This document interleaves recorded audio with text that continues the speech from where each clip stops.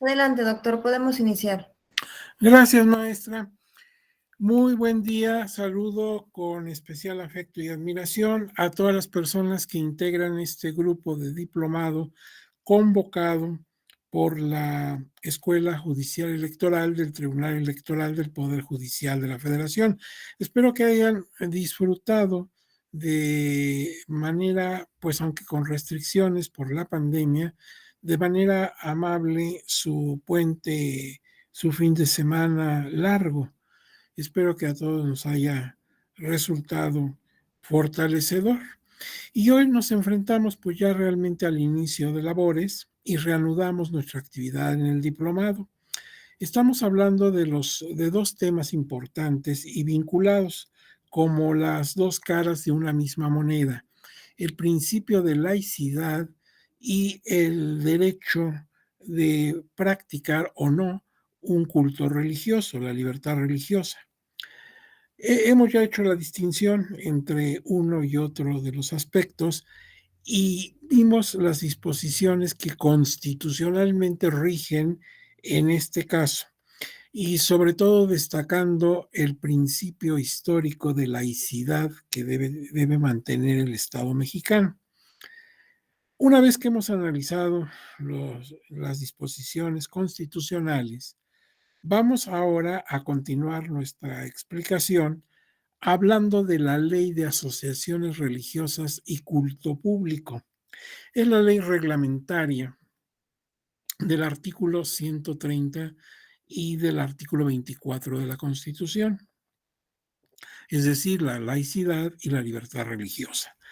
Esta ley fue publicada en el Diario Oficial de la Federación el 15 de junio de 1992. Tiene una reforma importante del 17 de diciembre de 2015 y el año 2020 unas propuestas de reforma. La ley no es muy amplia, la ley en realidad es muy breve, muy corta, consta de 36 artículos de fondo más un número de transitorios. Vamos a ver de estos 36 artículos que tiene la ley, qué es lo que nos interesa para nuestro.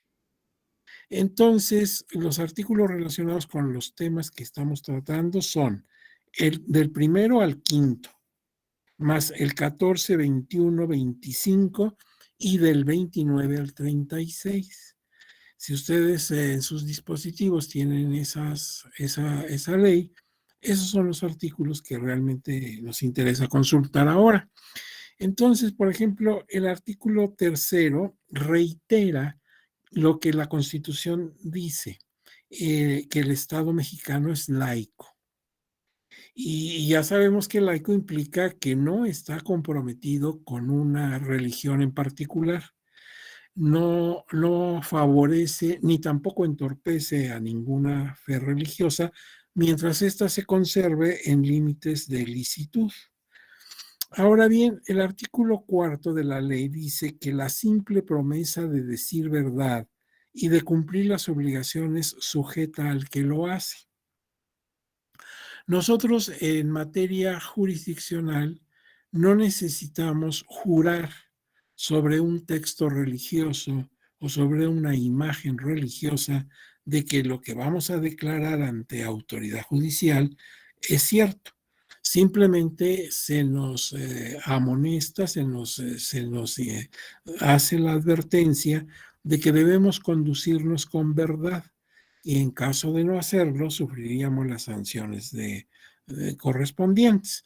Pero no tenemos que jurar sobre la Biblia, sobre los evangelios, sobre un Cristo o sobre un texto del Corán o cosas así, lo que sí ocurre en otras latitudes. Entonces, como dice aquí muy claro, la simple promesa de decir verdad y de cumplir las obligaciones obliga al sujeto a cumplir las obligaciones.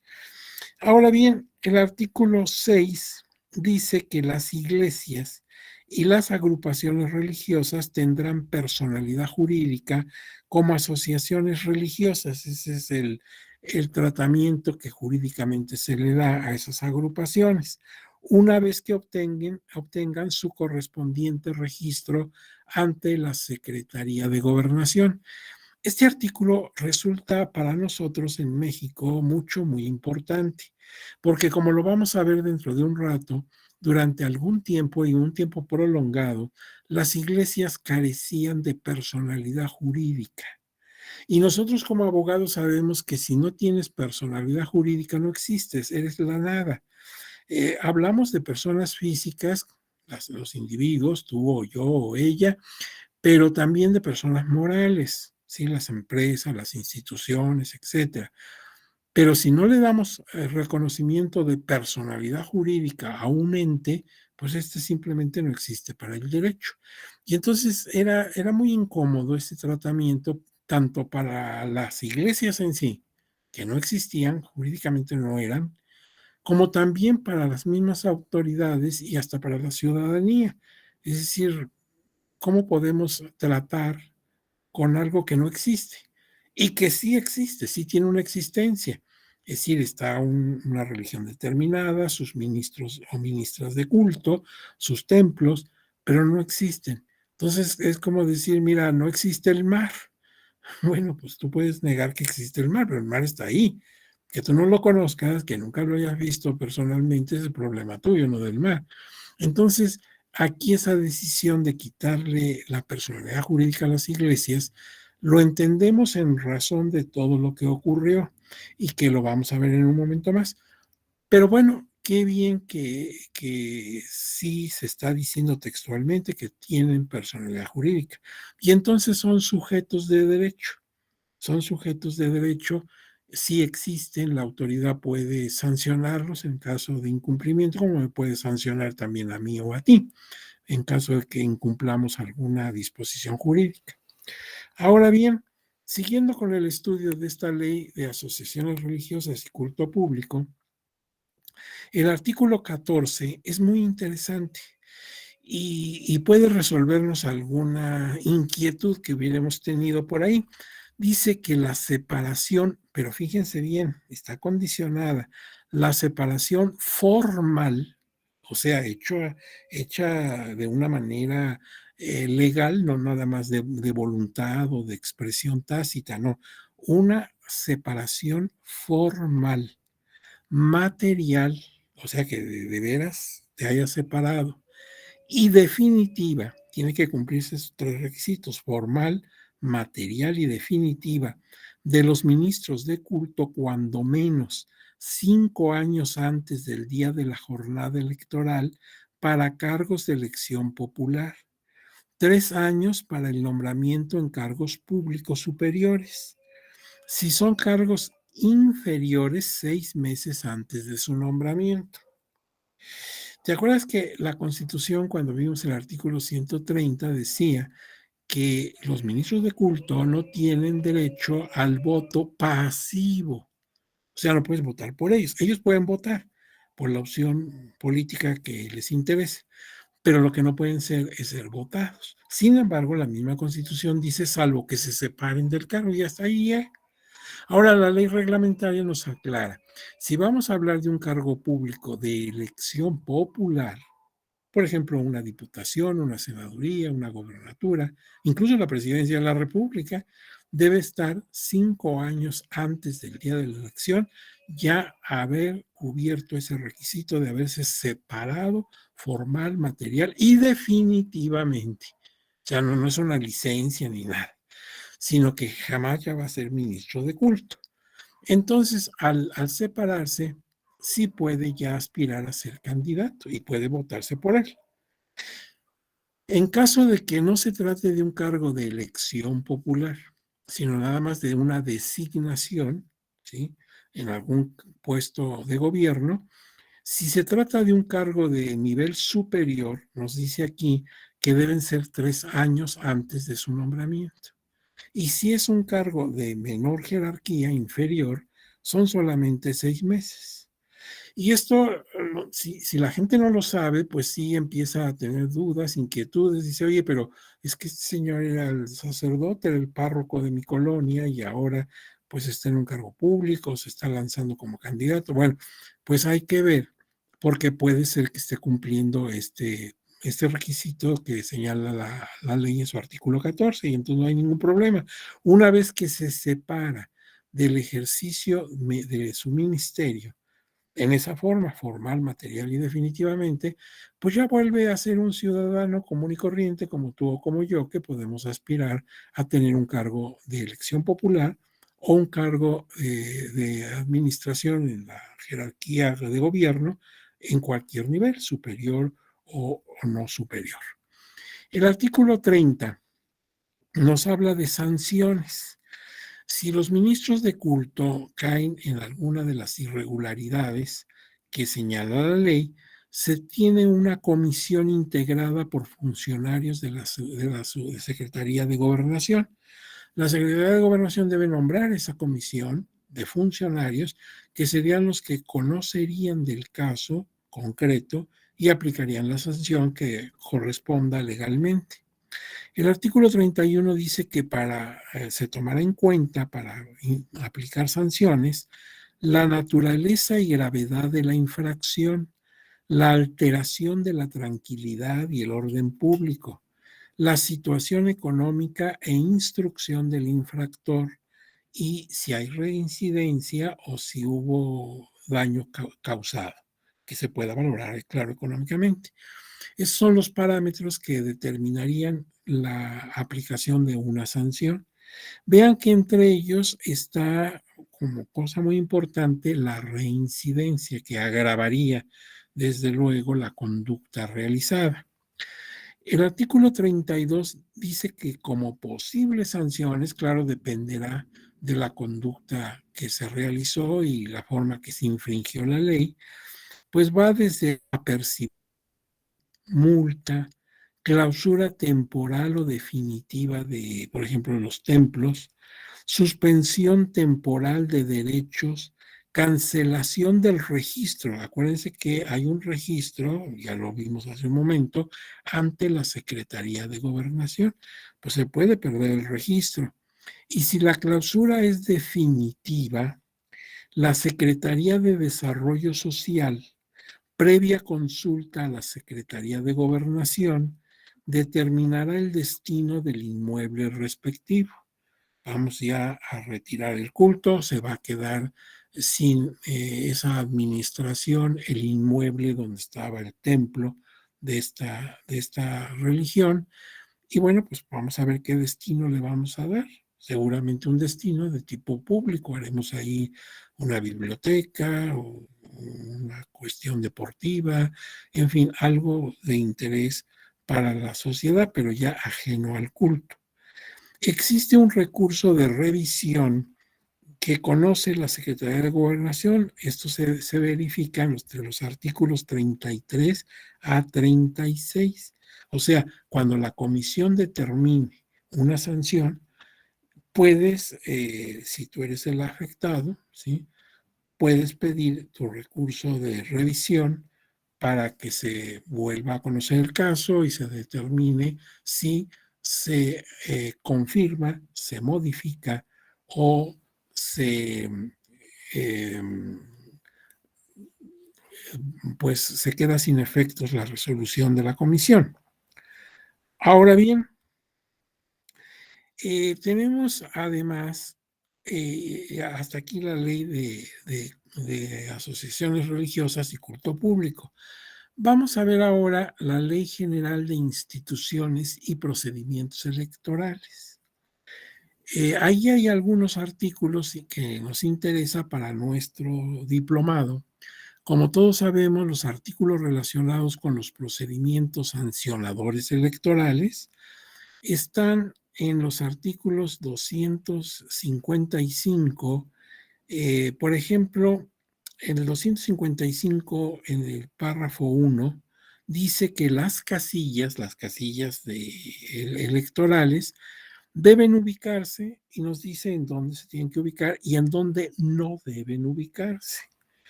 Y en la fracción E nos dice, entre otras cosas, que no sean templos o locales destinados al culto.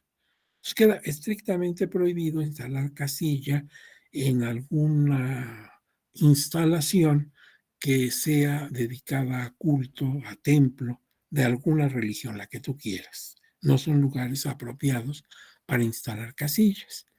El artículo 442 dice que son sujetos de responsabilidad por infracciones cometidas a las disposiciones electorales contenidas en esta ley y da una lista muy amplia. Si nosotros vemos la lista que aparece en 442, todos podemos ser sujetos de infracción, porque una falta a la ley electoral la podemos cometer todos, ¿sí? Tú y yo como ciudadanos y un partido político y una agrupación y los observadores electorales. Y bueno, casi podríamos preguntar quién no, porque prácticamente estamos todos. Incluso dice por ahí toda persona física o moral, o sea, pues estamos todos. Pero entre los que están perfectamente señalados en la letra I son las y los ministros de culto, asociaciones, iglesias o agrupaciones de cualquier religión. Entonces no está hablando de una en especial. Cualquier religión, sus ministros o ministras, si es que tiene mujeres de culto, pueden ser también sujetos de infracciones. Claro, siempre que cometan una conducta indebida. El 455 dice, constituyen infracciones a la presente ley de los ministros de culto, asociaciones, iglesias o a cualquier asociación de religión los siguientes casos. Y dice A, la inducción a la abstención a votar por un candidato o partido político o a no hacerlo por cualquiera de ellos en los lugares destinados al culto, los locales de uso público o en los medios de comunicación. Esto me gustaría que nos los grabáramos muy bien, que lo viéramos con mucho cuidado, porque la experiencia en el Tribunal Electoral nos ha hecho observar que es muy frecuente que ministros que han sido sancionados, pues lo hayan sido por haber caído en esto. Dice la inducción a la abstención a votar por un candidato o partido o a no hacerlo por cualquiera de ellos. Entonces, vota por este porque es el que más se identifica con nuestros principios, o no votes por este porque está en contra de lo que postula nuestra fe. Esto no lo puede hacer un ministro de culto en los lugares destinados precisamente al culto público o haciendo uso de los medios de comunicación. Y les digo, este punto es el que muchas veces vulneran los ministros de culto. Y sea que lo hagan de buena o de mala fe, pues hay una disposición muy puntual que no admite dudas y que pues sería conveniente que se tomara en cuenta para evitar una situación ilícita.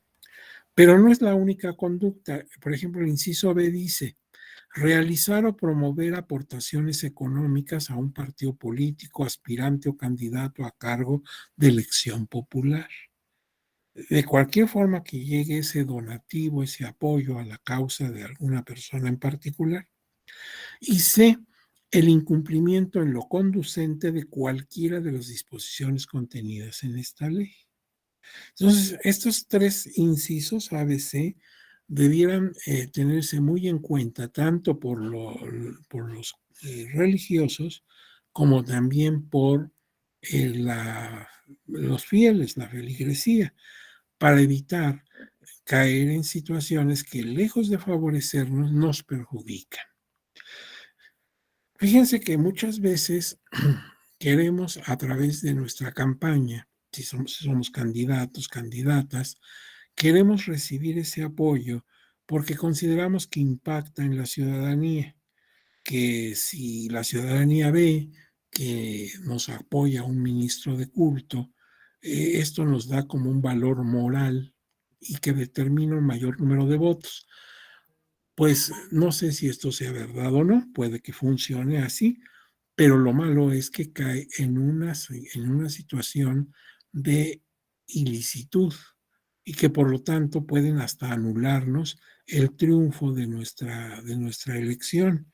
Ya ha sucedido. Entonces, en lugar de hacernos un bien, nos hacen un mal.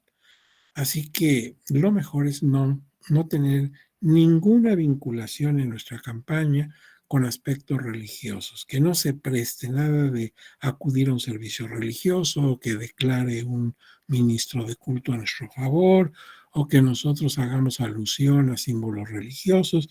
No hay necesidad. Sí, lo que tenemos que ofrecerle a la ciudadanía son buenas propuestas, buenas soluciones a problemas que tiene la sociedad, que tiene la comunidad. No necesitamos caminar con la idea de que nos puede apoyar la iglesia, porque lejos de ser bueno, pues es grave, puede, repito, incluso dar al traste con toda la elección, o sea, aunque ganemos la elección puede quedar anulada. Y bueno, pues entonces en lugar de favorecernos, nos perjudicó. Y además anulada con razón, o sea, apoyando la ley, no como un acto de arbitrariedad. Ahora bien, dice que aquí el 456 de la misma Ley General de Instituciones y Procedimientos Electorales, que las infracciones señaladas en los artículos anteriores serán sancionadas conforme a lo siguiente. Y por ejemplo, el artículo 458 en su párrafo 4 dice, cuando el instituto o los organismos públicos locales, es decir, los OPLES, tengan conocimiento de la comisión de una infracción por parte de los ministros de culto, asociaciones, iglesias o agrupaciones de cualquier religión, informarán a la Secretaría de Gobernación para los efectos legales conducentes. Entonces, si el instituto, ya sea los órganos centrales o ya sea los órganos locales, se dan cuenta de que existe alguna posible infracción de las iglesias, debe dar parte a Secretaría de Gobernación para que ella, una vez que conozca del asunto, determine qué es lo que procede, si efectivamente hay alguna situación de infracción. Dice ahora otra ley, la Ley General de Partidos Políticos. Dice que el artículo 25 son obligaciones de los partidos políticos y hay muchas obligaciones. Entre ellas está la del inciso I, que dice rechazar toda clase de apoyo económico, político o propagandístico proveniente de las asociaciones y organizaciones religiosas e iglesias. Bueno, esto es congruente con lo que han dicho las demás disposiciones, la constitucional, la ley de asociaciones religiosas y la ley general de instituciones y procedimientos electorales. Entonces, si no se puede dar donativos o apoyos, pues los partidos políticos están obligados a rechazar cualquier apoyo que viniera proveniente de estas agrupaciones religiosas. Pero hay otra obligación, la que está en el inciso M, actuar y conducirse sin ligas de dependencia o subordinación a X número de situaciones, entre ellas de ministros de culto de cualquier religión.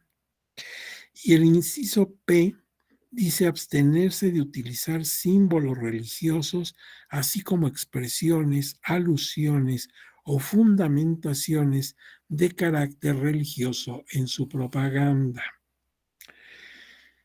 Aquí también es muy frecuente que esto haya dado como consecuencia la anulación de una elección.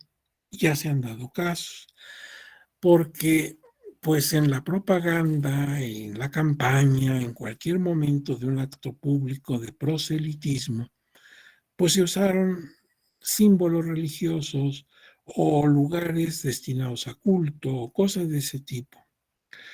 Sin embargo, también hay que tener mucho criterio, lo vamos a ver en un caso concreto, porque a veces podríamos llegar al extremo. Hay personas que tal vez no tanto por espiritualidad, a lo mejor sí, pero tal vez no tanto por espiritualidad, en su hablar cotidiano, ¿sí? Suelen dar gracias a Dios. Por ejemplo, si yo te pregunto, ¿cómo estás? Bien, gracias a Dios. Y realmente a veces no estás dando gracias a Dios, sino que es una manera de hablar, como decir buenos días o hasta luego, etcétera. Entonces, sería terrible que una persona no pudiera decir una expresión así, y ya con eso fuéramos a lanzarnos, ¿verdad?, a anular su elección o a considerar que ha infraccionado las disposiciones al respecto. En esto el tribunal ha sido muy cuidadoso, muy, muy cuidadoso, no convertirse, digamos, en algo francamente abrupto, francamente radical. No se trata de convertirnos en un Robespierre que todo queremos llevarlo a la guillotina, porque te digo, incluso hay formas de hablar así. A veces ni siquiera somos políticos ni candidatos a nada, pero es nuestra manera, nuestra cultura. Y bueno, pues sin querer lo decimos, ¿verdad? Pues voy a venir si Dios me permite o cosas de ese tipo. Bueno, por eso hay que ver exactamente el caso, el contexto, todo lo que se dio en torno.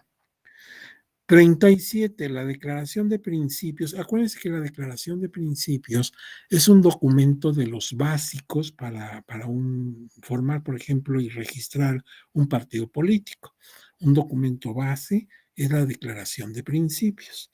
Y cuando señala lo que debe por lo menos contener la declaración de principios del partido que tú quieras, dice inciso A, luego entrando, inciso A, la obligación de observar la Constitución y de respetar las leyes e instituciones que de ella emanen. Consecuentemente, por respetar lo que dice la Constitución sobre laicidad y sobre libertad religiosa, y la ley de cultos y la ley de partidos políticos y todas las demás leyes que hemos mencionado.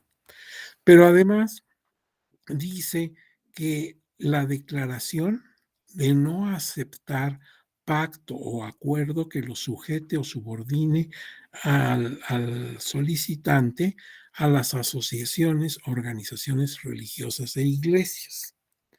Entonces, en la declaración de principios tenemos que cuidar que en alguna parte esté establecidas estas ideas.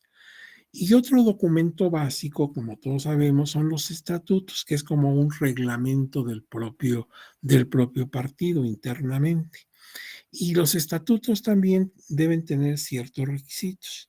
Entre ellos, el que está en el inciso A, la denominación del partido político, el emblema y el color o colores que lo caractericen y diferencien de otros partidos políticos. La denominación y el emblema estarán exentos de alusiones religiosas o raciales. Entonces, cuando vamos a crear nuestro partido, vamos a ver qué colores queremos que nos distingan y qué logotipo vamos a utilizar. Ese es nuestro derecho como partido, pero cuidando que no quede ahí alguna alusión de tipo religioso o bien, bueno, esto sería otra cosa, pero también muy grave, alusiones raciales, ¿verdad? Entonces, pues la ley de partidos políticos también hay que tomarla en cuenta en el tema que hablamos. El concepto de licitud ya lo vimos, dijimos que es lo que esté de acuerdo a la ley y a las buenas costumbres, y dimos a conocer el criterio que sociológicamente, no jurídicamente, sino sociológicamente, postula el doctor Ignacio Burgoa, cuando dice que es el promedio de conducta tolerada en una sociedad determinada. Claro, las buenas costumbres son diferentes las que tenían mis abuelos que las que tengo hoy y las que tendrán mis bisnietos. Y son diferentes en el campo o en la vida rural, y son diferentes en México que en Europa, etcétera. Pero en cada sociedad hay conductas que se toleran. No le preguntes al más libertino, porque para él todas son magníficas costumbres, ni tampoco le preguntes al más conservador, porque para él todas son malas costumbres, donde quiera ve situaciones irregulares. Bueno, esto porque la licitud es el apego a la ley y a las buenas costumbres. La ley no tiene problema. La ley es un documento público que tú, yo o cualquiera puede consultar. Pero las buenas costumbres es un concepto un tanto escurridizo, ¿verdad? No muy preciso. ¿Qué son las buenas costumbres? ¿Y las buenas costumbres de quién?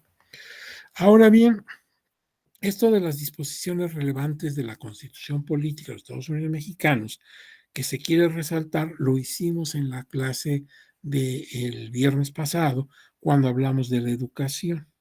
Esto ya se vio, por eso no lo tomamos ahorita ahí en cuenta.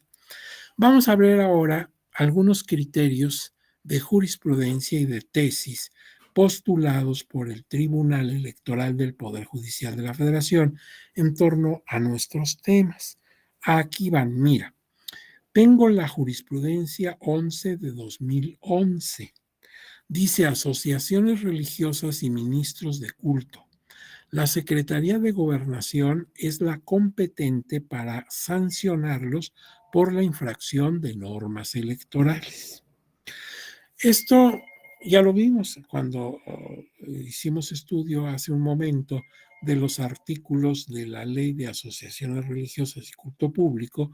Vimos que efectivamente la Secretaría de Gobernación forma una comisión y conoce del caso y resuelve respecto a las sanciones aplicables, que toma en cuenta criterios como reiteración, daño causado, estado de ilustración de la persona que cometió la falta, etcétera, etcétera. Y también vimos que puede la decisión de la comisión ser impugnada a través de un recurso de revisión que finalmente resolverá la propia Secretaría de Gobernación. Pero entonces esta jurisprudencia pues es congruente con todo eso. Ahora, una tesis postulada por el tribunal es la 46 del año 2004. Dice símbolos religiosos. Su inclusión en la propaganda de los partidos políticos constituye una violación grave a disposiciones jurídicas de orden e interés público. Entonces, lo que yo les decía hace un rato, lo mejor es que nos apartemos en nuestra propaganda política, en nuestra campaña, en todas las actividades que tenemos que realizar como candidatos, por ejemplo, a un cargo de elección popular. Es mejor no meternos con esto, ¿sí?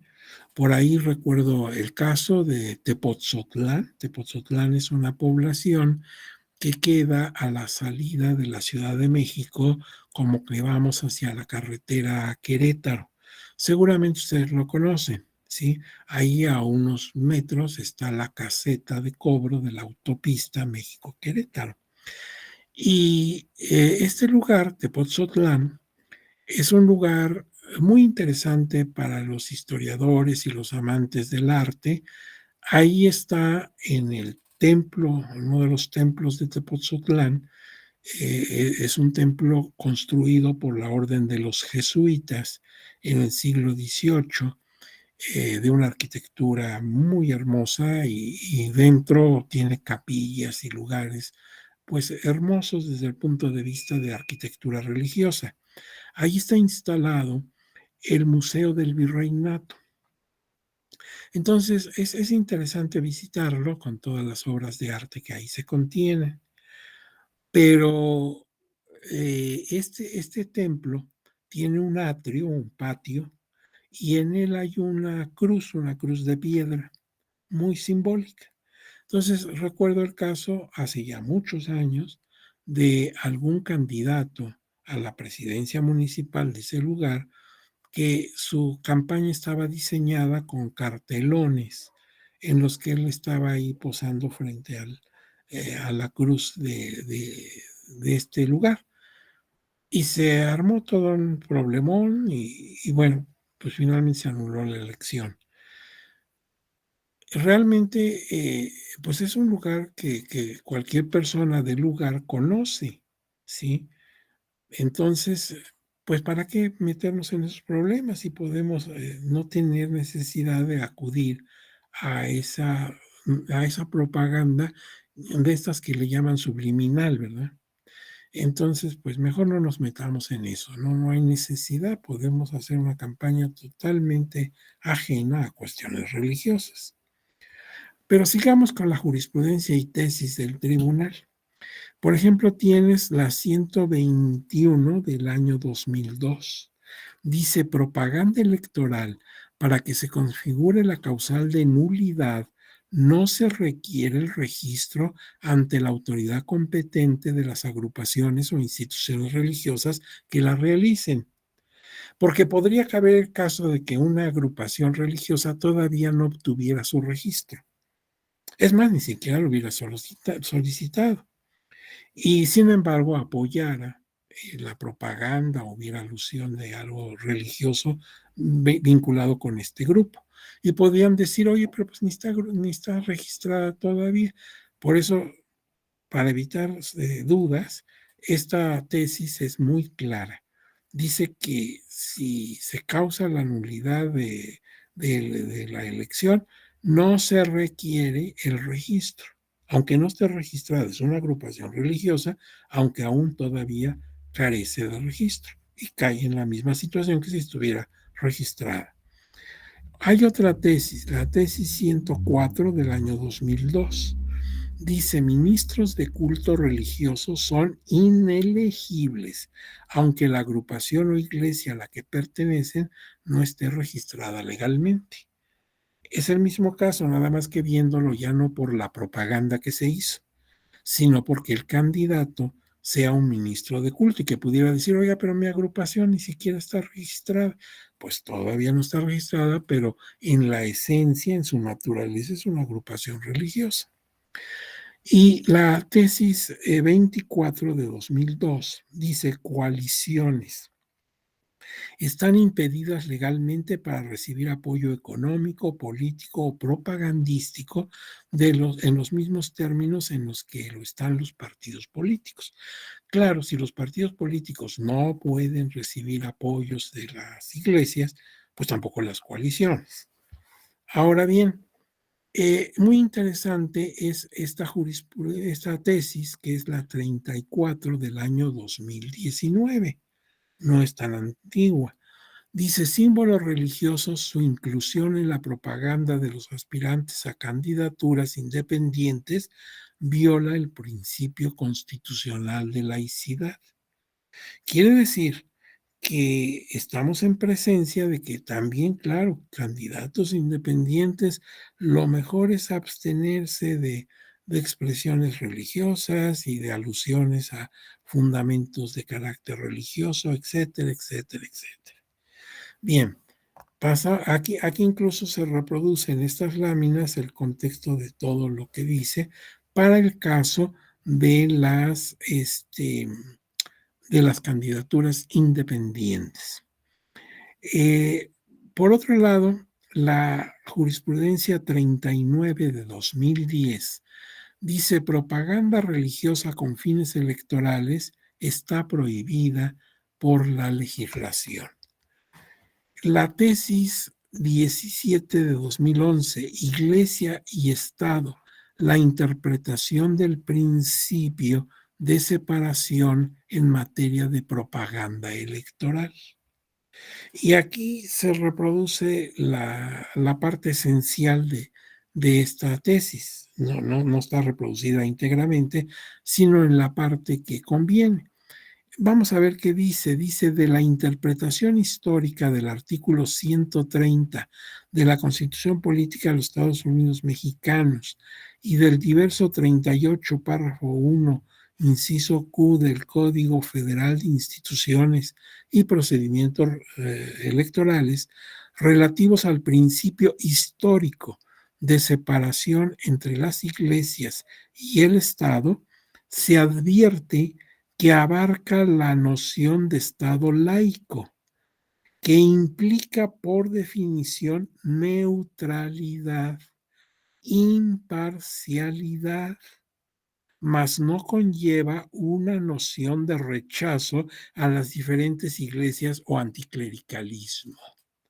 Esto no se nos olvide, porque ser laico el Estado implica que no es confesional, no postula una fe religiosa, se mantiene neutral, no apoya ni ataca ninguna iglesia mientras sus prácticas se conserven en estado de licitud. Muy diferente a un Estado anticlerical, persecutor de las iglesias, que ya lo tuvimos en México Y lo tuvimos en la época de los presidentes Obregón y Calles, lo que en última instancia provocó una guerra civil muy cruenta, la Guerra Cristera, como lo vamos a ver en un momento más. En ese caso no era un Estado laico, sino un Estado anticlerical. Quizá la diferencia sea casi, pues, imperceptible, sea una telita de gasa que se alcanza a ver del otro lado, pero sí es diferente ser laico como algo neutral a ser abiertamente antirreligioso. Por eso esta tesis, pues sí, es interesante, es importante el criterio que aquí está postulando el Tribunal Electoral. Dice, ahora bien, el citado principio también establece la prohibición a los partidos políticos de utilizar en la propaganda electoral alguna alusión religiosa directa o indirecta, pues busca evitar que puedan coaccionar notoriamente a los ciudadanos, garantizando su libre participación en el proceso electoral. Esto, claro, si tú lo ves y eres una persona pues con una concepción muy liberal, sabes que no puedes ser víctima de un chantaje, por decirlo de alguna manera, por parte de los ministros del culto que tú practicas, que estás en toda la libertad de seleccionar tu opción partidista en la elección. Pero eso piensas tú como persona ilustrada, como persona profesional, como persona que tiene una apertura de conocimientos, pero no todo mundo está en tu situación. Y una persona con escasa ilustración, que no, pues no tienen puntos de reflexión, sí podría verse influido por esta situación. Yo recuerdo, por ejemplo, hablando de un asunto que nos parece ajeno, pero no lo es. Como tú sabes, el voto activo a las mujeres, el derecho al voto, tanto activo como pasivo, se retrasó mucho en México. Fue hasta el año 53 cuando el entonces presidente de la República, don Adolfo Ruiz Cortines, eh, presentó una iniciativa para reformar la Constitución y las leyes que correspondían para otorgar a la mujer el derecho al voto. Era ya muy tarde porque casi todos los países de América, por ejemplo, tenían ya especificado el voto femenino. Y sin embargo, antes de don Adolfo Ruiz Cortines hubo algunos intentos con otros presidentes anteriores, pero siempre quedaban frustrados porque no faltaban las personas, los detractores que decían, las mujeres son muy religiosas. En aquella época la iglesia que imperaba era la católico romana. Ya existían iglesias protestantes y algunos otros credos, pero eran muy escasos frente a la abrumadora mayoría de católicos. Y entonces decían los impugnantes de esto, decían, mira, las mujeres son muy religiosas y tienen mucho trato con su padre confesor, con el sacerdote que las confiesa y las orienta en su vida espiritual. Y a través de estos sacerdotes podrían recibir la influencia de votar por una o por otra opción política.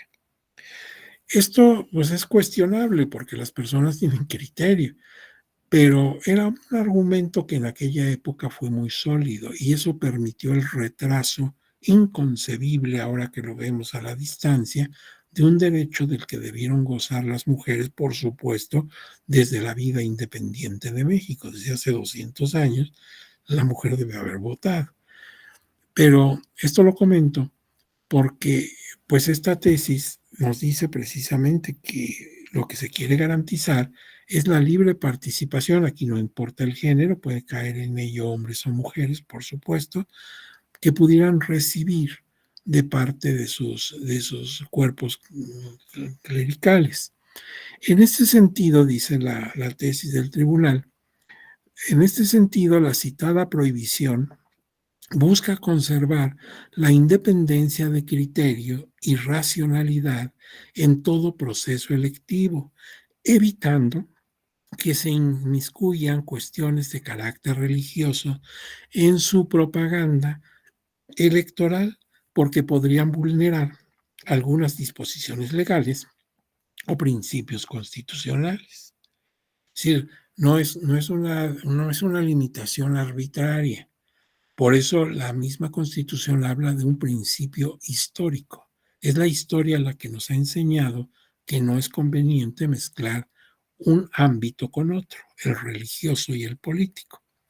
Hay otra tesis, no, en este caso no es tesis, es jurisprudencia, la 22 del 2004. Dice, partidos políticos no son titulares de libertad religiosa. El partido político no puede decir, oye, yo en ejercicio de mi libertad religiosa, los partidos políticos no tienen libertad religiosa. La libertad religiosa la tenemos los individuos, los gobernados y gobernadas, claro. Hombres y mujeres sí tenemos libertad religiosa, nos las da el 24 constitucional. Los partidos políticos no. Ahora bien, hay una tesis importantísima que es la 38 de 2014. Dice libertad de expresión, porque esto se cruza, se encuentra, se puede, digamos, no ser compatible con la libertad de expresión. Y es lo que muchas veces los ministros de culto dicen, oye, pues es que si no me dejas a mí expresar mi opinión respecto a cuestiones políticas, me estás limitando mi derecho. Yo finalmente soy un ciudadano mexicano y como cualquier otro tengo derecho a expresarme. Y aquí estamos así con los dedos en la puerta, o sea, porque pues hay dos derechos, la libertad religiosa, la libertad de expresión y ese principio de laicidad. Entonces, ¿qué hacemos? Bueno, vamos a ver esta tesis. Dice, libertad de expresión, la limitación de su ejercicio impuesto a los ministros de culto religioso es constitucionalmente válida. O sea, el momento que se les está limitando es válido. Ahorita vamos a ver por qué, porque de pronto así visto podríamos decir, oye, pero ¿cómo válida si es injusta? El sacerdote, el pastor, el rabino, como le llamen al ministro de culto, pues como yo te decía el viernes, finalmente es una profesión como cualquier otra, como si fuera ingeniero, abogado o contador o plomero o artesano, o sea, no tiene nada que ver lo que él realice con su expresión. Bueno, primero veamos el contenido de la tesis en su esencia. Dice, se destaca el papel del liderazgo social de tales ministros.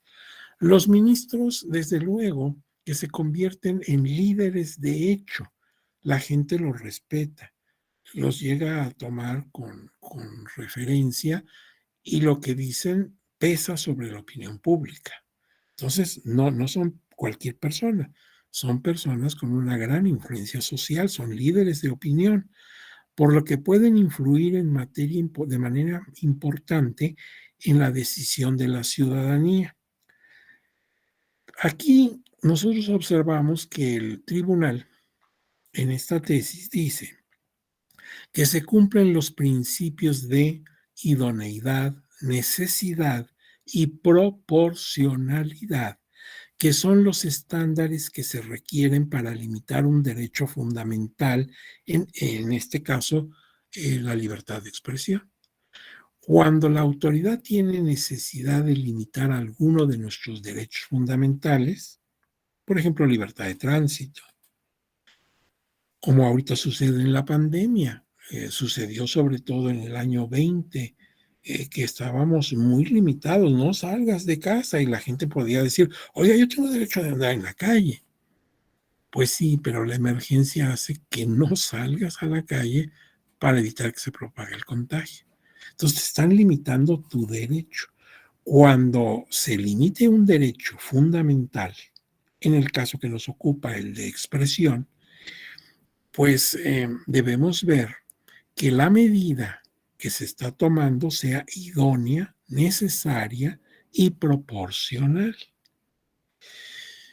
¿Por qué te lo están limitando? Si de lo contrario sería un acto de arbitrariedad. Si la autoridad, en ejercicio de que es autoridad, me impide hablar, me impide opinar, me impide transitar. Entonces, bueno, ¿por qué? Y entonces aquí en esta lámina subsecuente dice ponderación y test de proporcionalidad. ¿Qué significa ponderar? Para nosotros los abogados lo tenemos muy claro. Quizá las personas que no lo son puedan confundirse un poquito. Ponderar significa poner en balance, ¿sí? Comparar, ver cuál de los dos derechos es más importante. Por ejemplo, se está poniendo en juego tu libertad de expresión con la libertad que tienes desde el punto de vista religiosa y también con el principio de laicidad. Entonces tenemos como en una balanza que ver a qué derecho vamos a privilegiar, porque todos son importantes. Tu libertad de expresión y el principio de laicidad. Entonces, al llevar a cabo la ponderación para limitar el ejercicio de un derecho fundamental, no el tribunal, sino la Suprema Corte de Justicia de la Nación, que es el tribunal más alto del país, ha establecido un test de proporcionalidad que debe tomarse en cuenta para el caso específico, con tres elementos: necesidad, idoneidad, proporcionalidad. Necesidad significa que no exista otra forma para hacer eficiente otro derecho humano que se requiera garantizar. No hay de otra. Tenemos que afectar tu derecho fundamental, en este caso de expresión. ¿A quiénes? A los miembros del clero. B, idónea. La restricción es la adecuada para ese fin. Y proporcionalidad, que la restricción es la necesaria para la protección que se requiere. Te limitamos solo en la medida que se requiere. Por lo demás te puedes expresar ampliamente, con las limitaciones que tenemos todos respecto a ese derecho, que no causes daño en el interés de otra persona, es decir, que no estés difamando o cuestiones de ese tipo, pero con las limitaciones que tiene todo derecho, te puedes expresar aún siendo miembro del clero, pero no en este campo, en el político electoral. Fíjense en un ejemplo totalmente ajeno a la cuestión que estamos tratando.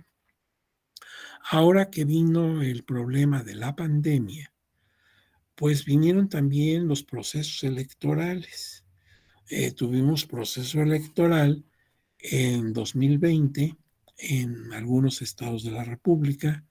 Luego, el año pasado, en 21, tuvimos lo que se ha dado en llamar las más grandes elecciones que ha tenido este país. Fueron Cámara de Diputados Federal y prácticamente todas las entidades federativas tuvieron alguna elección, algunas de gobernador, etcétera. Entonces, en estos casos, el Instituto Nacional Electoral eh, convoca a personas que tengan interés para apoyar o auxiliar en las labores del instituto. Y salieron las convocatorias, pero en ellas se establecía que no fueran personas de 60 años en adelante. Esto se pensó como una discriminación. Hay personas incluso que en otros procesos habían participado y tienen una gran experiencia. Y entonces hubo impugnación. Oye, me están discriminando por ser persona de 60 o más años. No puedo participar en esta convocatoria. Bueno, pues ahí se puso en ponderación qué es más importante: tu derecho que tienes a participar y por otro lado, tu derecho a la salud, porque trabajar para las actividades del INE te ponía en grave riesgo. Y siendo una persona adulta mayor, pues tienes mayor riesgo que una persona que no está en esas condiciones.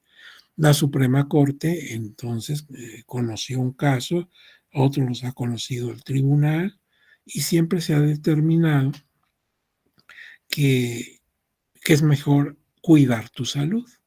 Pues ahí estamos ante dos derechos. Tan derecho tuyo es participar sin discriminación, como también derecho tuyo es a tener posibilidad de cuidar tu salud. Y consideramos que lo más importante es cuidar tu salud. Ahí está un ejercicio de ponderación en que tenemos que dar preferencia a uno o a otro. Y entonces este test de necesidad, idoneidad y proporcionalidad hay que tenerlo siempre presente. De acuerdo con esto, el criterio del tribunal es en el sentido de que limitar a los ministros de culto en su libertad de expresión sí cumple el test de proporcionalidad y entonces es constitucional. Yo les recomiendo sobre estos puntos, muy importante, porque les puede servir no solamente para el tema que estamos tratando, sino en general para su formación como juristas. Les recomiendo la obra de González Carballo, Diana Beatriz y Sánchez Gil Rubén como coordinadores. La obra se llama Test de Proporcionalidad, Convergencias y Divergencias. Es un libro en el que hay varios artículos de gente experta que precisamente analizan ese test y hacen de ello crítica favorable o desfavorable, pero dan sus puntos de vista. Y entonces eso amplía el panorama sobre esto y lo que tú puedas pensar al respecto. Esta obra está publicada por el Centro de Estudios Constitucionales de la Suprema Corte de Justicia de la Nación. Desde luego es en México y del año pasado, del año 2021. Y se puede consultar incluso en línea. Entonces yo me permito recomendar esta obra que le puede ser muy útil. Y ahora vamos al origen y evolución de la libertad religiosa y del principio de laicidad en México. Nosotros vimos que este tema está muy relacionado con la historia. Hay temas en que la historia no tiene caso citarla. No es el caso porque son instituciones nuevas que no tienen antecedente. Hay otros casos en que hay que dar alguna mención histórica para alguna situación y hay otras que sí requieren muchísima historia. Y este tema de la laicidad y la libertad religiosa, sobre todo en el caso de México, sí requiere un conocimiento histórico más profundo. Por eso ya lo vimos primero al nivel universal. Ahorita vamos a hacer algunas otras menciones a ese nivel, pero nos vamos a enfocar en la historia de México, porque la Constitución habla de principio histórico y por algo será. Vamos a ver, mira, la rivalidad entre la corona y la Iglesia Católica datan desde la Edad Media, eso ya lo sabíamos. Por ejemplo, en el episodio de la humillación de Canosa, entre Enrique IV de Alemania y el Papa Gregorio VII. Esto fue en 1077, plena Edad Media. El rey de Alemania, más que rey era emperador, Enrique IV, tuvo una dificultad muy grande, chocaron por intereses políticos con el Papa de la época, Gregorio VII. El rey tenía pues el ejército, pero el Papa tenía un arma muy poderosa, la excomunión. Quitarte los servicios religiosos. Aún en estado de gravedad no podías comulgar, por ejemplo.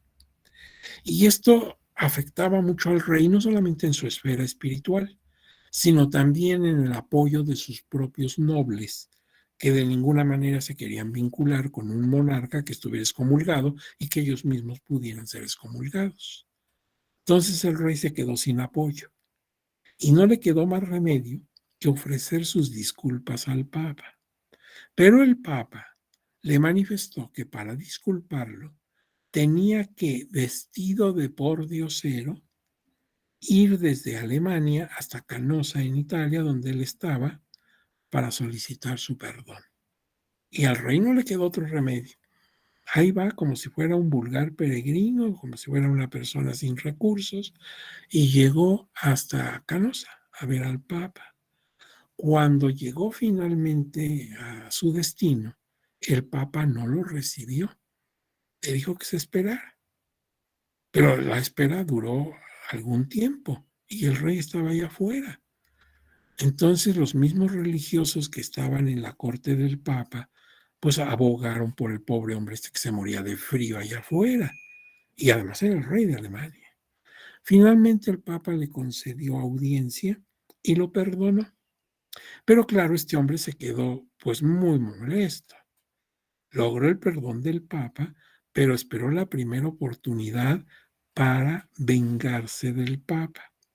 Y entonces hubo pues un saqueo sobre la ciudad de Roma de parte de los normandos, los vikingos, ¿sí? Asusados por el propio rey de Alemania. Entonces, pues el Papa se vio obligado a huir y finalmente murió fuera de Roma. Ahora bien, este episodio, que ustedes pueden verlo en internet, como la humillación de Canosa, Canosa con doble N, pues marca grados insólitos, irracionales de conflicto entre Iglesia y Corona. Ahora bien, hacia 1112 hubo un concordato. Concordato es un tratado que firma el Vaticano. Hubo un tratado entre el Papa y el rey, ya otros personajes, Enrique V y Calixto II, en donde forman una especie de tregua, de alianza. No tiene caso seguir peleando la Iglesia y el Estado. Y entonces forman lo que se llamó el Regio Patronato. ¿Qué es el Regio Patronato? El Regio Patronato es un compromiso de protección. Patrón significa protector. El rey se convierte en protector de la iglesia. Esto hace que impida que otros grupos clericales, otras iglesias, se establezcan en su territorio. Pero a cambio de esa protección que le da la iglesia acepta primero la autoridad del rey en su territorio. Dos, que en caso de que haya vacante de altos cargos clericiales, por ejemplo, obispos, arzobispos, cardenales, el rey pueda sugerir a los nuevos miembros de estos cargos a través de ternas. O sea, el Papa seguirá designando al cardenal, al obispo, al arzobispo, pero en terna que envía el rey, para que el rey esté seguro que la gente que se nombre será de su confianza. Entonces así surgió este regio patronato, en donde iglesia y corona se conceden mutuamente algunos derechos. La iglesia queda protegida, por eso se persigue a los herejes oficialmente, porque no se permiten otras religiones, pero a cambio de eso la iglesia pues queda atada. Incluso cuando el Papa manda una bula, o sea, una orden a su feligresía en territorios de la corona, primero pasa por la censura del rey. Y si éste acepta lo que dice ahí, se da a conocer a los fieles en su territorio. Y si no, pues no pasa. O pasa recortada por la censura del rey. Entonces la iglesia también queda con los dedos en la puerta, a cambio de la protección del rey.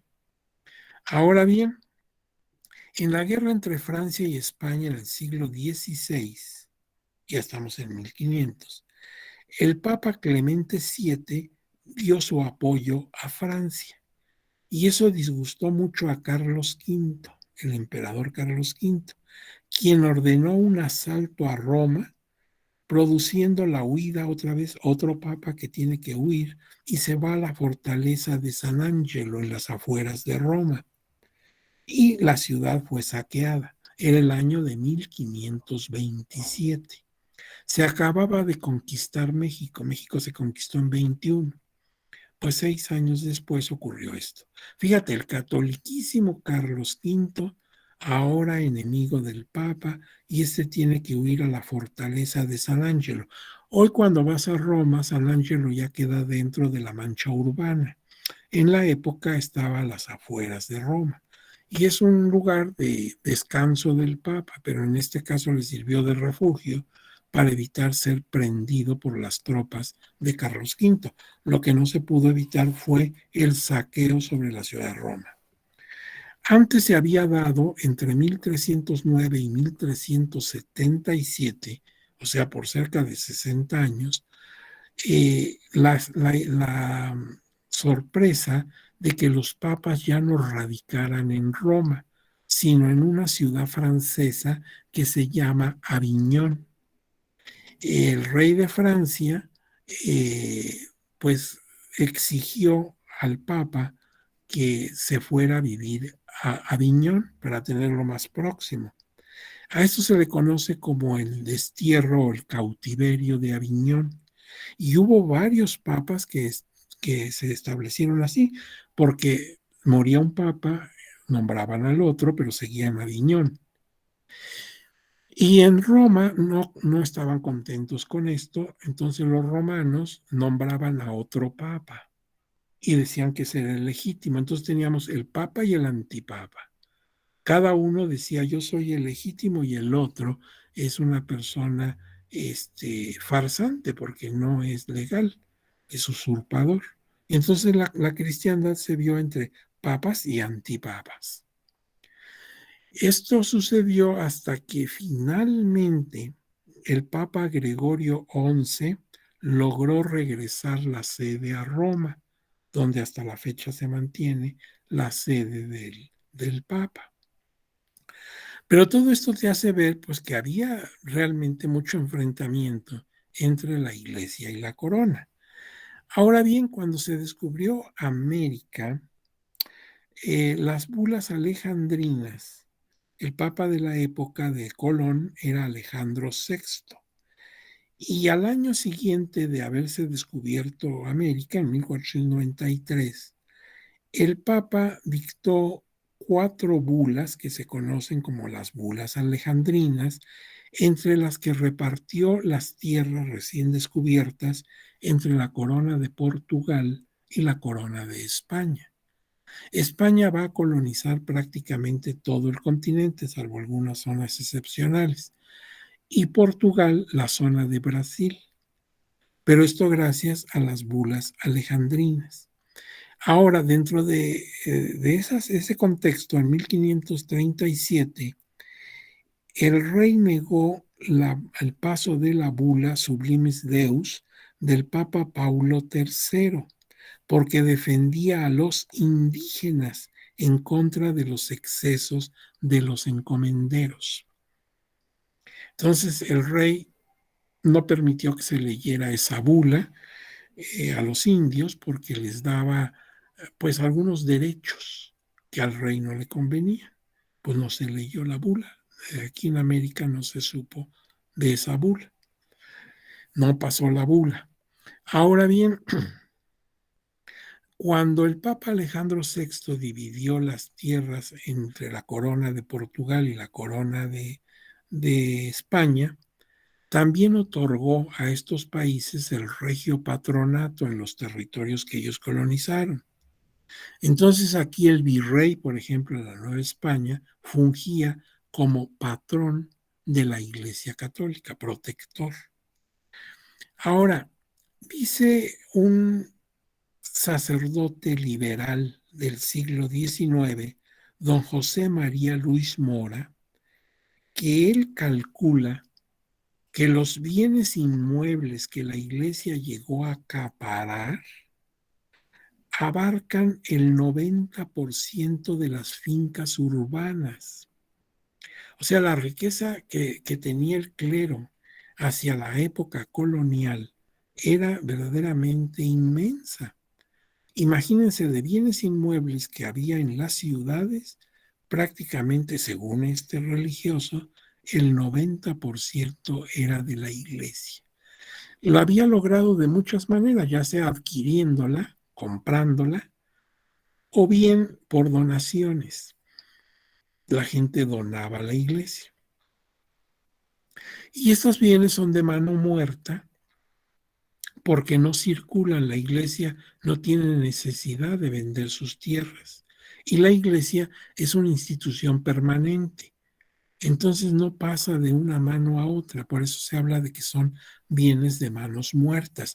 Y por eso en el siglo XIX hubo necesidad de proceder a desamortizar, o sea, quitarles lo muerto a esas tierras y hacer que se vendieran, que circularan, que no se quedaran en una sola mano. Ahora, desde la época de Carlos V, se trató de detener el acaparamiento de propiedades eclesiásticas. Por ejemplo, en el siglo XVIII, 1700, se formaron las cajas de consolidación para obligar a la iglesia a vender sus bienes. Y ese producto, pues destinarlo a apoyar al gobierno que le pagaría intereses a la iglesia. El tal proyecto no tuvo buenos resultados, porque finalmente llegó la independencia y se quedó sin consumar el proyecto.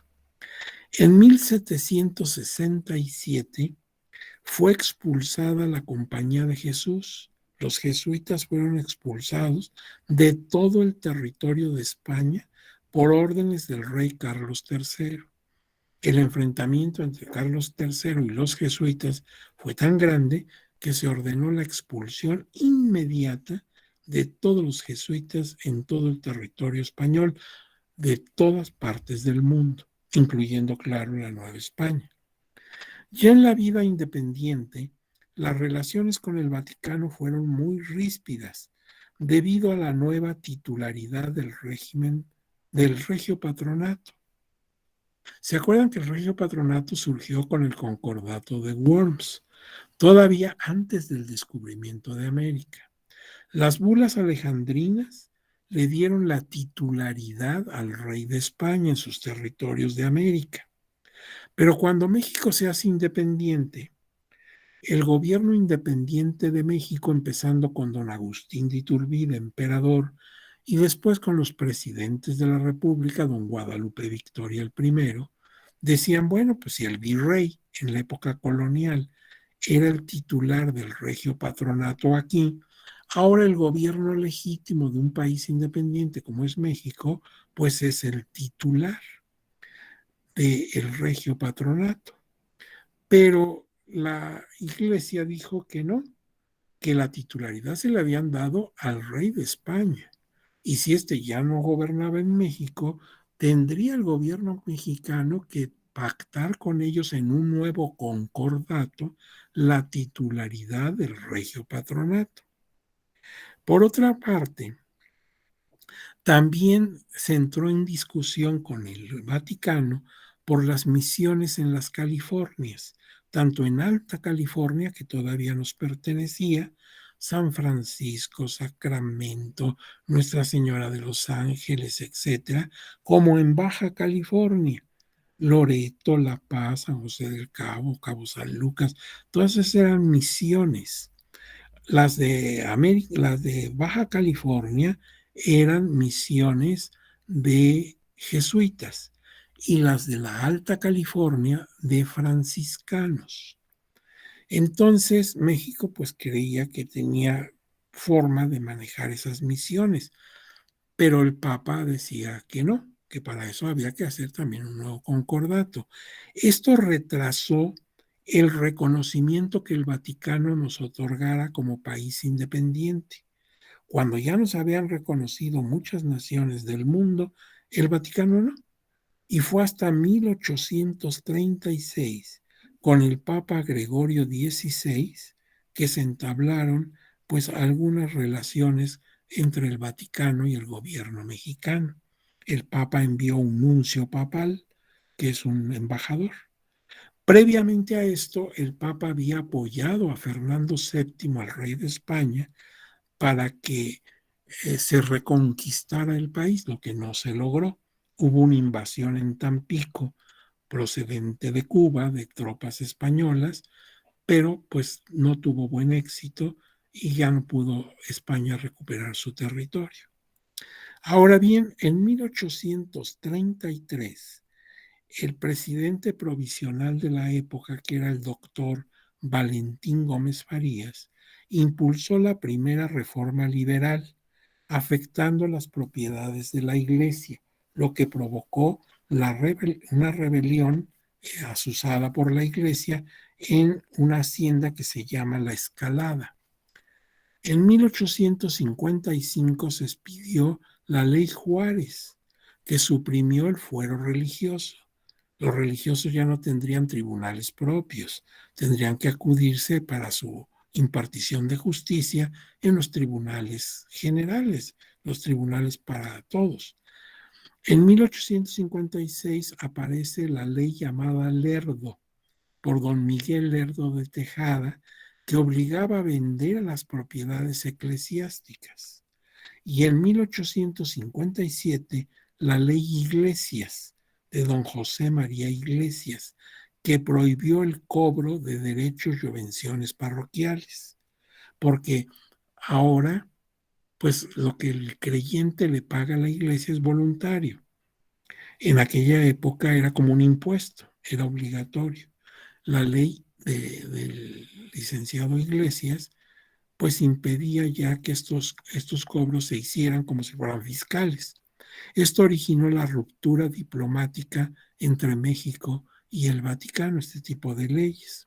Luego se expidieron las leyes de reforma, la ley de nacionalización de los bienes eclesiásticos, la ley del matrimonio civil, la ley orgánica del registro civil, que le quitó a la iglesia la pues importancia que tenía al dar fe de los actos principales de la vida de las personas, como el nacimiento en la fe de bautizo y las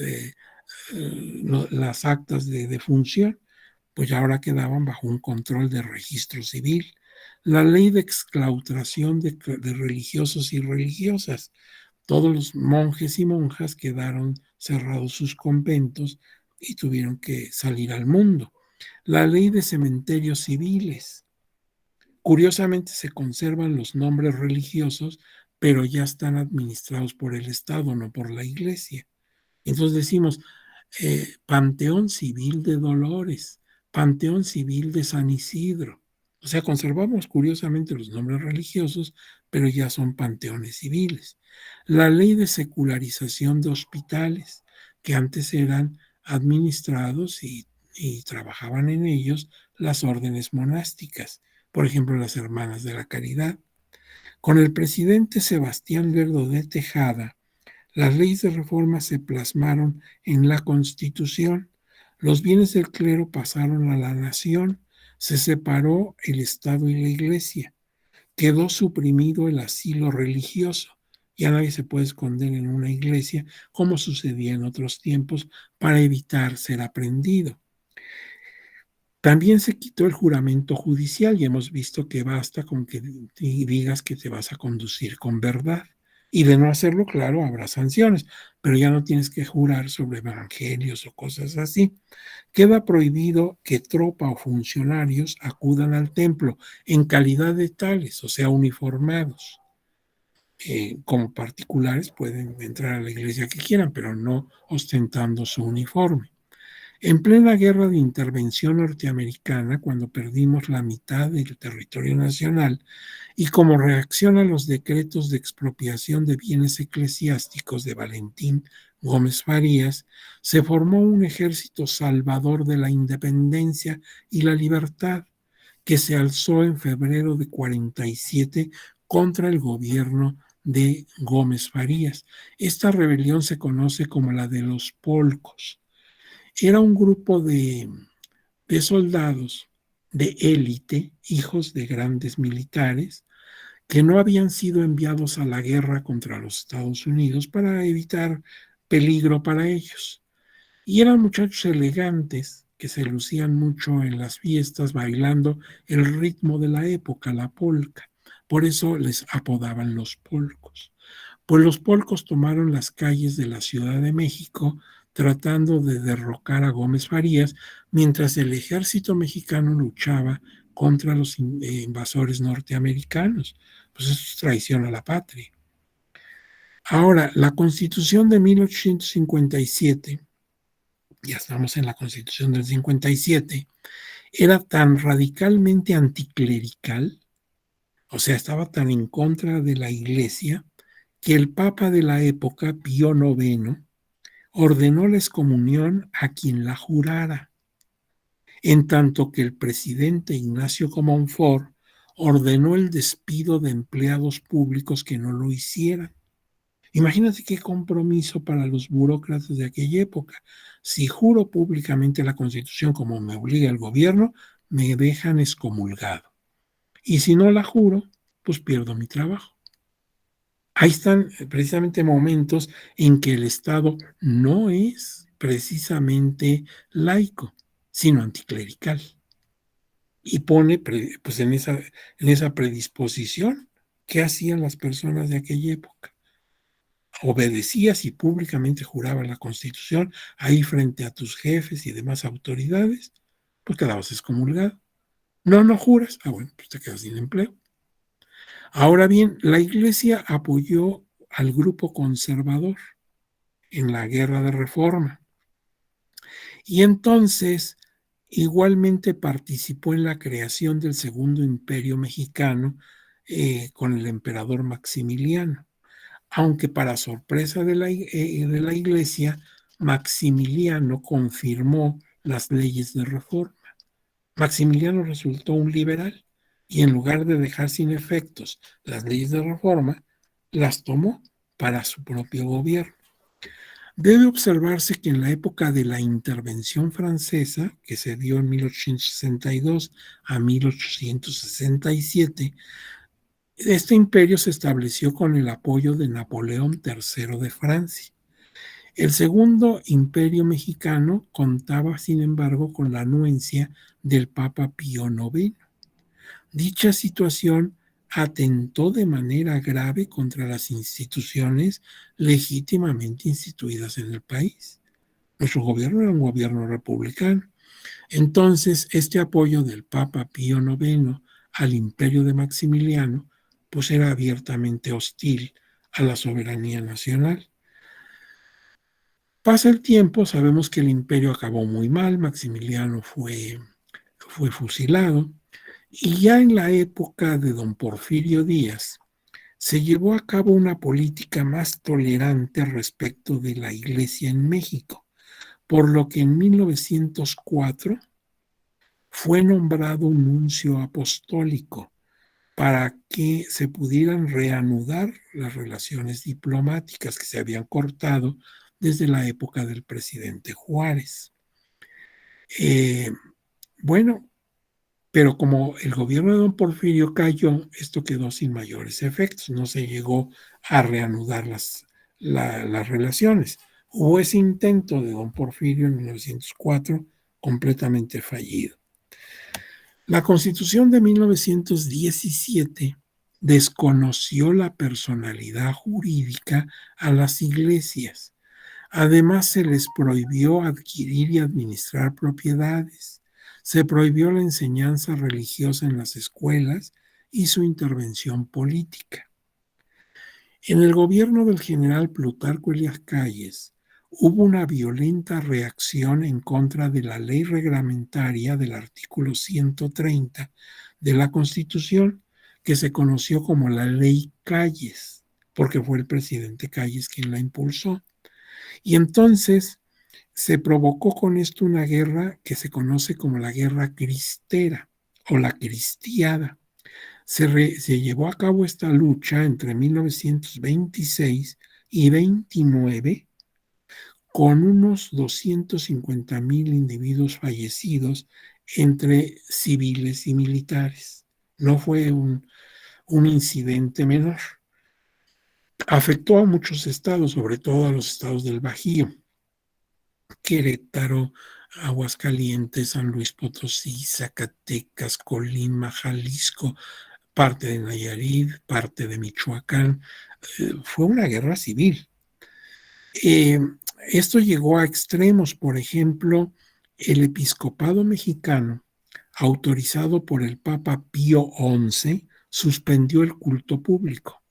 Dijo que no había condiciones para continuar el culto público, cerraron las iglesias.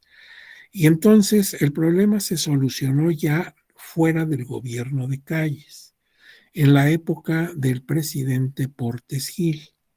Portes Gil logró que se hiciera una amnistía general y pactó con la iglesia pues una tregua y terminó el problema cristero. Y desde entonces se ha mantenido esto en relativa calma. En 1974 el presidente Echeverría visitó el Vaticano, lo que despertó mucha inquietud política. En 79 el Papa Juan Pablo II visitó México bajo el régimen del presidente José López Portillo, sin que se considerara visita oficial. Y para 1992, con el presidente Carlos Salinas de Gortari, se reanudaron las relaciones diplomáticas entre ambos estados después de 130 años de ruptura. Fue entonces cuando se reconoció a las iglesias realmente su personalidad jurídica. Los presidentes mexicanos que han visitado oficialmente al Vaticano han sido Carlos Salinas de Gortari, Ernesto Zedillo, Vicente Fox, Felipe Calderón y Enrique Peña Nieto. A su vez, el Papa Juan Pablo II visitó México en 1979, 80, 93, 99 y 2002. El Papa Benedicto XVI en 2012 y el Papa Francisco en 2016. Como ven, pues las relaciones con la Iglesia y el gobierno mexicano no han sido precisamente las mejores. Por esa razón, la Constitución, con toda idea, habla de el principio histórico de laicidad. Ahora, ¿qué trascendencia tiene observar la Constitución y las leyes en la materia? El artículo 24 de la Constitución reconoce la libertad religiosa. El 40 establece el Estado laico, somos una república laica, y el 130 el principio de separación Iglesia-Estado como principio histórico. Alcanzar la madurez democrática implica afianzar la cultura de legalidad y aprovechar la experiencia de nuestro pasado para afincar nuestro presente y consolidar nuestro futuro. Estos tres artículos, 40, 24, 130, son concadenados entre sí los que orientan la política al respecto. Por otra parte, permiten, sin poner en riesgo nuestras convicciones religiosas, el cumplimiento de nuestra participación ciudadana en una república, lo que implica la responsabilidad de todas y todos en el ejercicio y la cultura de legalidad que debe imperar para que todos los sujetos de la vida electoral seamos respetuosos y guardemos de estos tres logros constitucionales que con tanto esfuerzo se han alcanzado. Es decir, podemos llevar la fiesta en paz, tener tus convicciones religiosas a las que tienes pleno derecho, mientras sean encausadas en forma lícita, y por otro lado, disfrutar de tu voto activo y pasivo, que es un logro muy grande. Hubo tiempos en que aquí no votábamos. Ahora, ¿qué relación hay entre el PES, o sea, el procedimiento especial sancionador, la libertad religiosa y el principio histórico de laicidad?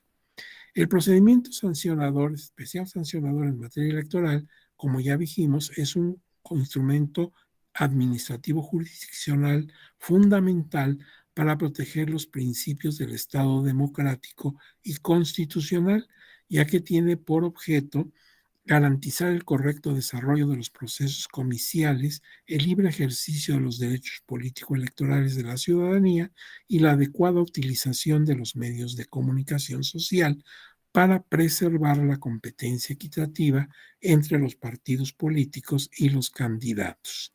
Bueno, vamos a casos concretos. Miren, por ejemplo, en este expediente en el que conoció la Sala Superior en un recurso de revisión del procedimiento especial sancionador, el 692-2018, confirma la sentencia de la Sala Regional Especializada que declaró inexistente la infracción consistente en la utilización de símbolos religiosos en propaganda electoral, atribuida a un ciudadano en calidad de candidato a senador por el estado de Durango. En videos y en páginas de Facebook, la sala regional especializada consideró que la simple exposición de la arquitectura exterior de algunos templos de la ciudad de Durango no constituye utilización de símbolos religiosos, pues se trata de tomas panorámicas que resaltan monumentos de la región. Ustedes conocen nuestra querida ciudad de Durango. En realidad se llama Victoria de Durango en honor al presidente Guadalupe Victoria. Es la capital de ese estado. Y pues es una ciudad de tipo colonial. Su centro histórico tiene edificios que datan de la época colonial y otros que son del siglo XIX. Y claro que hay una gran cantidad de templos, ¿sí? La misma catedral, que es muy hermosa con sus dos torres. Entonces, en la propaganda que hacían para promover la candidatura de este señor aspirante a senador, pues hay un video donde se va viendo la ciudad preciosa, con sus parques, con sus monumentos, estatuas y todo lo que tienen ahí. Y claro que se veían fachadas de templos. Entonces, los detractores de este señor dijeron, está utilizando símbolos religiosos. Pues la sala especializada, la regional especializada y en su momento la sala superior, consideraron que no, porque no había ninguna alusión a cuestiones religiosas. Es que simplemente cualquiera que se pare en Durango y tome vistas panorámicas, pues ni modo que cortes las torres de las iglesias. Eso te pasaría en San Luis Potosí y en cualquier ciudad que tenga un arraigo histórico muy profundo, como es nuestra querida ciudad de Durango. Entonces, afortunadamente ahí no pasó a mayores. Tienes otro caso, el de la Sala Superior también en un recurso de revisión del especial sancionador, en donde confirma la resolución de la Sala Regional Especializada que declaró inexistente las faltas atribuidas a una ciudadana candidata suplente a diputada federal por el estado de Tlaxcala, por considerar inexistente la infracción que se le atribuyó por parte del partido político impugnante, consistente en la utilización de un evento religioso para realizar proselitismo, porque al final de un evento que se escenificó la Pasión de Cristo, la candidata obsequió un cuadro a la comisión organizadora, pero no se acreditó que la persona implicada, o sea, esta aspirante, participara de manera directa o indirecta en el evento religioso. O sea, esta señora se candidateaba como diputada suplente por el estado de Tlaxcala. Era diputada para la Diputación Federal.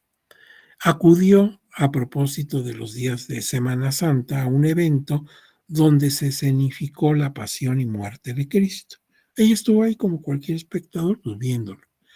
Y cuando terminó el evento, ella tuvo pues el gesto de dar un cuadro de arte a la comisión que organizó el evento.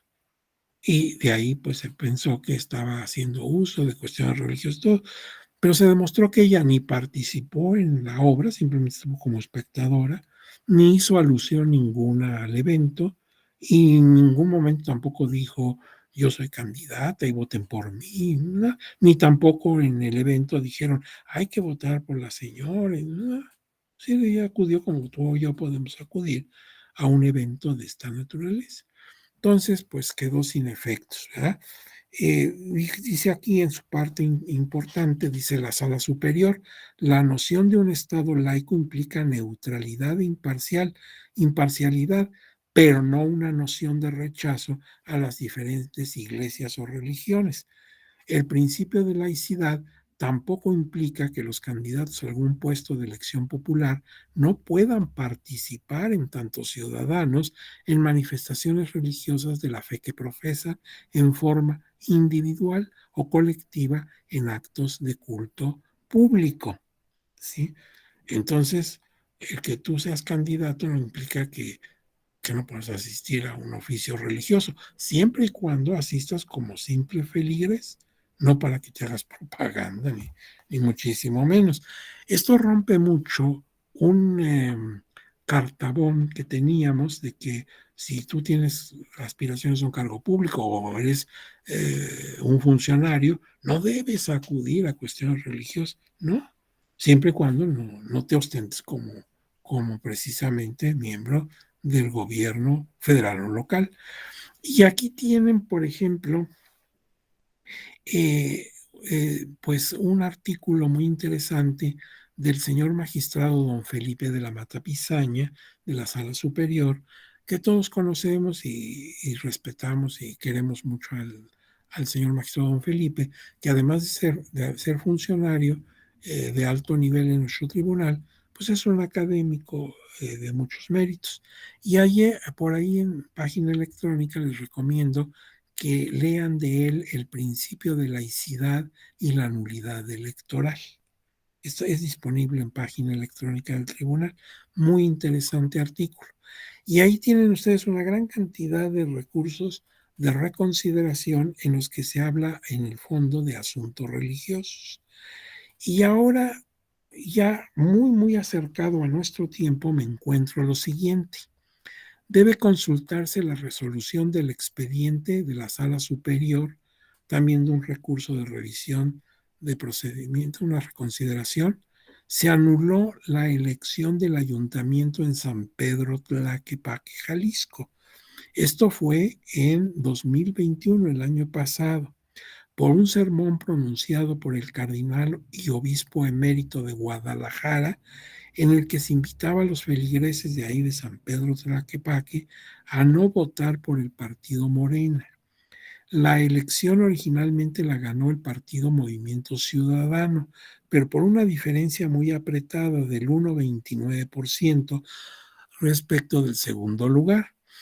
Se demostró que el 82% aproximadamente de la población de ese municipio es católica y se valoró el video con la imagen y palabra del dignatario religioso inculpado, que además se difundió en tiempos de veda de propaganda electoral. El tribunal local validó la elección igual que la Sala Regional Guadalajara, pero la Sala Superior lo revocó en virtud de considerar que lo ocurrido y demostrado constituye una violación grave al principio histórico de laicidad. Bueno, y tenemos otro caso, el de la Sala Regional Especializada de 188 del año pasado. Conviene consultar la resolución que obra en el expediente citado en un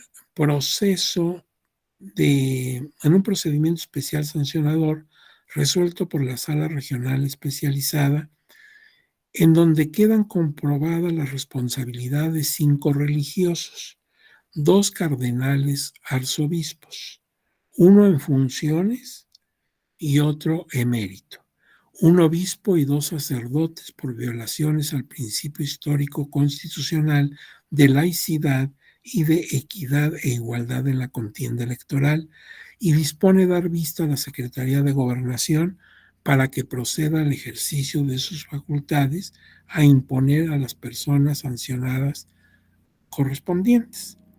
Bueno, pues vienen las conclusiones. Estas no les vamos a dar entrada porque, bueno, pues son mis conclusiones. Ustedes pueden tener las suyas. Estos 2 casos, el de San Pedro Tlaquepaque y esta última de la Sala Regional Especializada, donde son 2 obispos, uno emérito, el de Guadalajara, y otro en funciones, el de la Ciudad de México, el señor arzobispo de la Ciudad de México.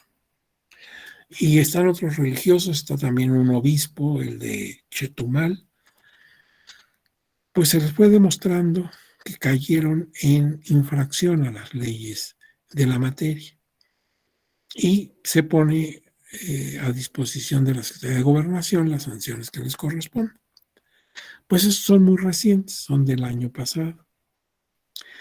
Y todo esto nos da a ver que, bueno, estamos en un tema muy, muy delicado, porque por principio debemos ser celosos de nuestra libertad de cultos, para practicar o no practicar culto alguno, del principio histórico de laicidad para que el Estado se mantenga siempre respetuoso de todas las religiones, siempre que éstas se practiquen en forma lícita, pero también pendiente de nuestro derecho a que las elecciones en voto activo y pasivo se desarrollen dentro de las especificaciones que señala la Constitución y la ley. Y podemos cubrir todos los frentes, incluyendo nuestra libertad de expresión. Bueno, pues termino de compartir, si ustedes no tienen inconveniente. Ya dejamos de compartir. Y ahora procedamos a dar paso, si es que hay, a comentarios y a preguntas de todo lo que hemos expuesto, no solamente el día de hoy, sino si por ahí el día de ayer quedó algo pendiente que no te acordaste, ahorita es el momento que lo puedes plantear. ¿Cómo ven ustedes todo este panorama? Estas láminas te pueden ser útiles, al rato te las envío.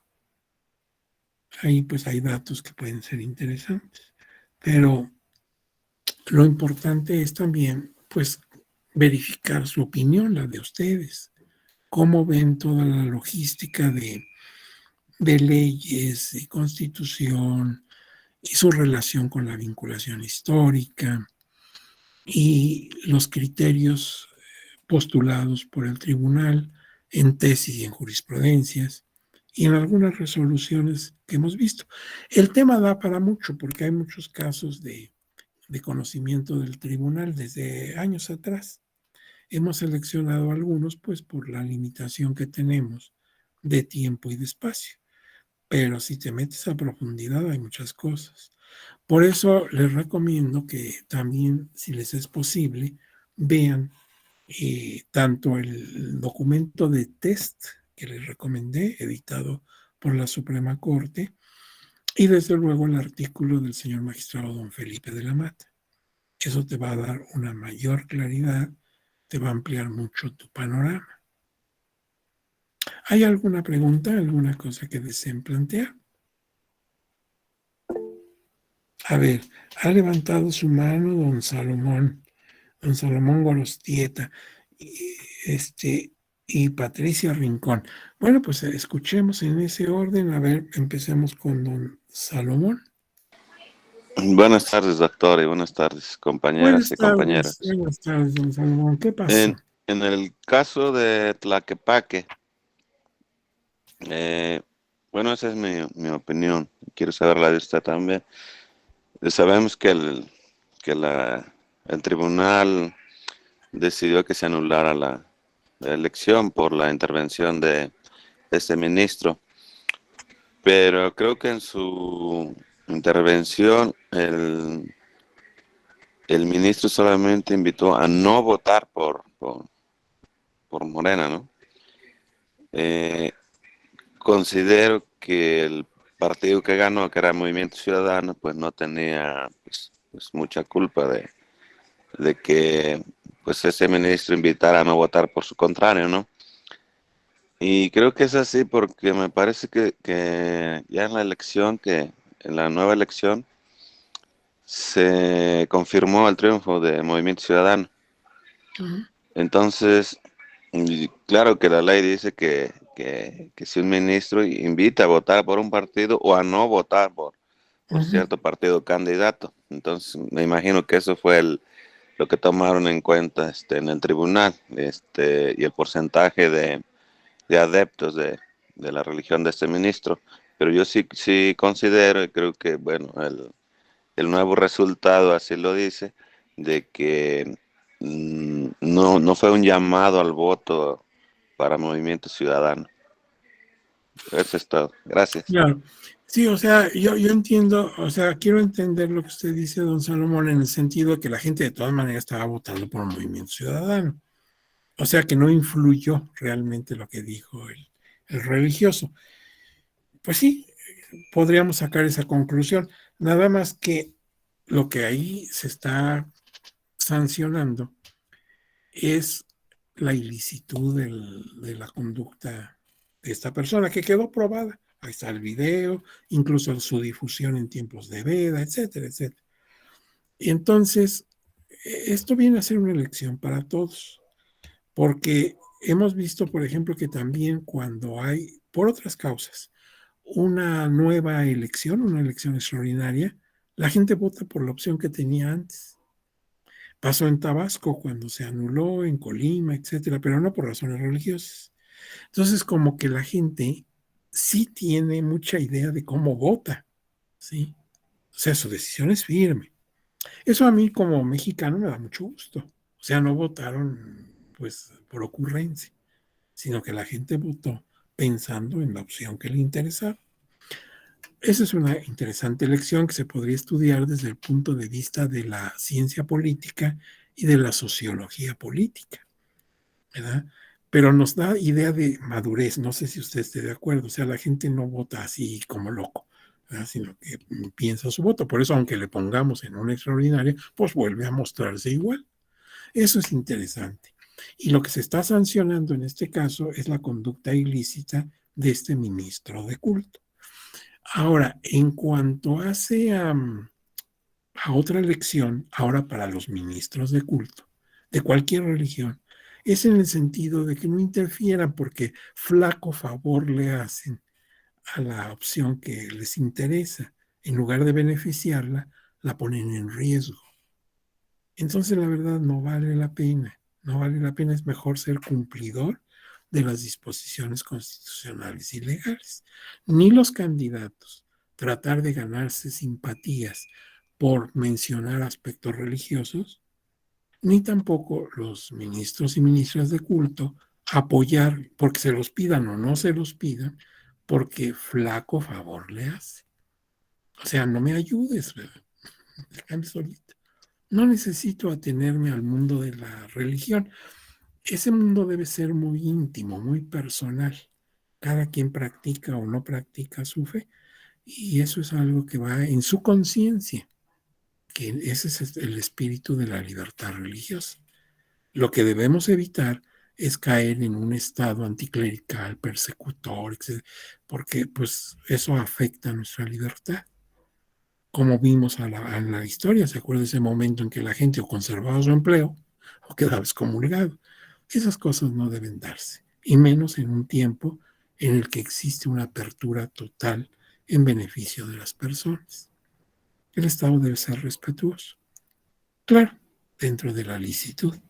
Pero por ahí levantó su mano también la abogada Patricia Rincón.